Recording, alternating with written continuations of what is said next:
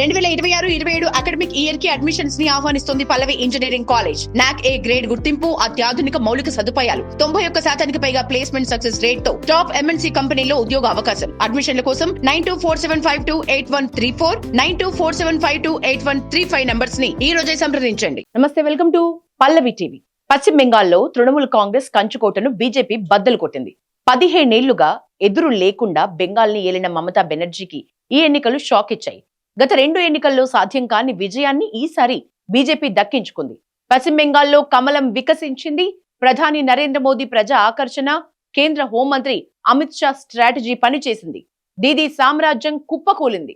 2021 assembly ఎన్నికల్లో BJP 10,000 కంటే తక్కువ ఓట్ల తేడాతో 40 స్థానాలు, 5,000 కంటే తక్కువ ఓట్లతో 20 స్థానాలు కోల్పోయి 77 స్థానాలకే పరిమితమైంది. దీంతో మమతా బెనర్జీని ఓడించడం అంత ఈజీ కాదని గ్రహించిన బీజేపీ తన స్ట్రాటజీని మార్చుకుంది.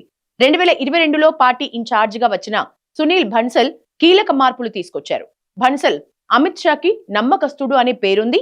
టికెట్ల కేటాయింపులో కూడా సెలబ్రిటీలు, జంప్ జిలానీలకు బీజేపీ ఇంపార్టెన్స్ ఇవ్వలేదు. క్షేత్ర స్థాయిలో పట్టున్న పార్టీ నాయకులకు మాత్రమే ఎక్కువ టికెట్స్ ఇచ్చింది.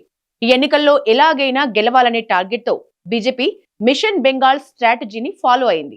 అమిత్ షా తన స్ట్రాటజీని అమలు చేశారు. ఆయనే స్వయంగా 152కు పైగా నియోజకవర్గాల్లో 44 పోలింగ్ కేంద్రాల పరిధిలో జరిగిన సమావేశాల్ని పర్యవేక్షించారు. పన్నా ప్రముఖ నెట్వర్క్ ని సునీల్ బన్సల్ చూసుకుంటే బూత్ స్థాయి సమన్వయ బాధ్యతల్ని భూపేంద్ర యాదవ్ స్వీకరించారు. ఫలితంగా బెంగాల్లో రికార్డు స్థాయిలో దాదాపు 92% పోలింగ్ నమోదైంది. ఇది బీజేపీకి బాగా కలిసొచ్చింది. బూత్ స్థాయి సమావేశాల్లో కార్యకర్తలు మమతా సర్కార్ వైఫల్యం, శాంతి భద్రతల పరిస్థితి, బంగ్లాదేశ్ నుంచి చొరబాట్లు, అర్జీకర్ హాస్పిటల్లో వైద్యురాలిపై అత్యాచారం లాంటి విషయాల్ని ప్రస్తావించారు. ఇక అర్జీకర్ హాస్పిటల్ వైద్యురాలి తల్లికి కూడా పానిహాటి నుంచి బీజేపీ టికెట్ కేటాయించి ఆ అంశాన్ని ప్రచారంలోకి తీసుకొచ్చింది.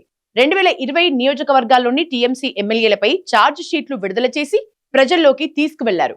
10,000 కిలోమీటర్ల మేరకు బీజేపీ పరివర్తన్ యాత్రను చేపట్టింది. ఫలితంగా 77 మంది అభ్యర్థులను టీఎంసీ మార్చుకోవాల్సిన పరిస్థితి తలెత్తింది.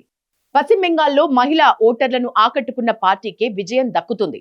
ఇప్పటికే టీఎంసీ నుంచి వారికి లక్ష్మీ భాండారా లాంటి పలు స్కీమ్స్ అందుతున్నాయి. ఈ నేపథ్యంలో మహిళా సాధికారతే తమ మేనిఫెస్టోలో లక్ష్యమంటూ బీజేపీ అగ్రనేత అమిత్ షా ప్రకటించారు. ప్రతి మహిళకు నెలకు 3,000 ఇస్తామని హామీ ఇచ్చారు. గర్భిణులకు 21,000, మహిళలకు ఉచిత బస్సు, ప్రభుత్వ ఉద్యోగాల్లో స్త్రీలకు 33% రిజర్వేషన్, యువతకు నెలకు 3,000 భృతి, పోటీ పరీక్షలకు సిద్ధమయ్యే వారికి ఏకమొత్తంగా 15,000 మద్దతును బీజేపీ మేనిఫెస్టోలో ప్రకటించింది.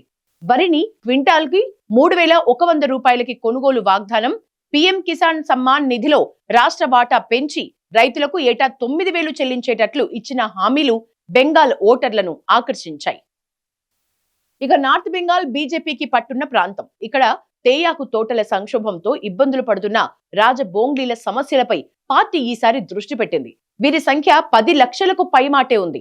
ఇక్కడ 2% ఓట్లు పెరిగినా ఈ ప్రాంతంలో తమ సీట్లను 40కి పైగా పెంచుకునే అవకాశాన్ని గ్రహించి వాడుకుంది. స్వయంగా అమిత్ షా ఈ ప్రాంతంలో ప్రచారానికి వచ్చారు. శాంతి భద్రత, సరిహద్దుల రక్షణ విషయంలో బీజేపీ తనదైన శైలిలో ప్రచారం చేసింది.